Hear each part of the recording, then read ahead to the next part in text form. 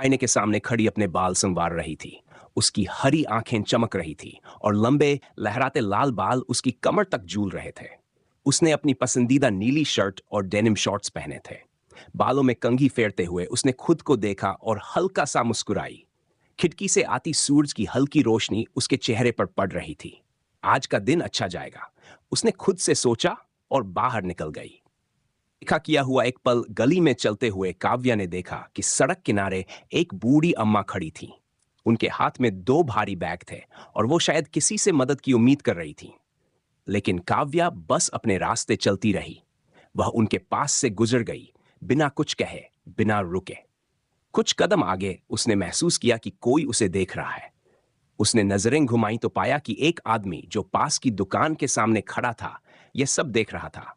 काव्या ने अनदेखा करने की कोशिश की और आगे बढ़ गई, लेकिन मन में कुछ अजीब सा महसूस हुआ। बदलने की शुरुआत। थोड़ी ही दूर जाने पर उसने देखा कि एक छोटा बच्चा सड़क पर गिरा पड़ा था। उसका घुटना छिल गया था और वह रो रहा था। बिना सोचे समझे काव्या से उसके पास पहुंची। उसने अपने दुपट्टे का कोना फाड़ा और धीरे धीरे उसके घाव पर बांध दिया। अब ठीक लग रहा है? उसने बच्चे से पूछा। बच्चे ने आंसू पोंछे और हल्का सा सिर हिलाया। आसपास खड़े कुछ लोग ये देख रहे थे। कोई मुस्कुरा रहा था तो कोई हल्के से सिर हिला रहा था, जैसे मन ही मन काव्या की सराहना कर रहे हों। सीन नई सीख। काव्या ने गहरी सांस ली और पीछे मुड़ी। बूढ़ी अम्मा अब भी वहीं खड़ी थी। उनके हाथों में वही भारी बैग थे।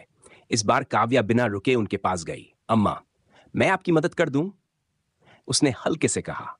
अम्मा ने उसे देखा, फिर मुस्कुराई। बिल्कुल बेटी। काव्या ने बैग उठाया और उनके साथ चलने लगी।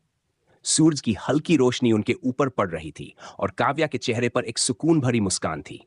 आज उसने कुछ नया सीखा था। छोटी छोटी मदद भी किसी के लिए बहुत बड़ी हो सकती है।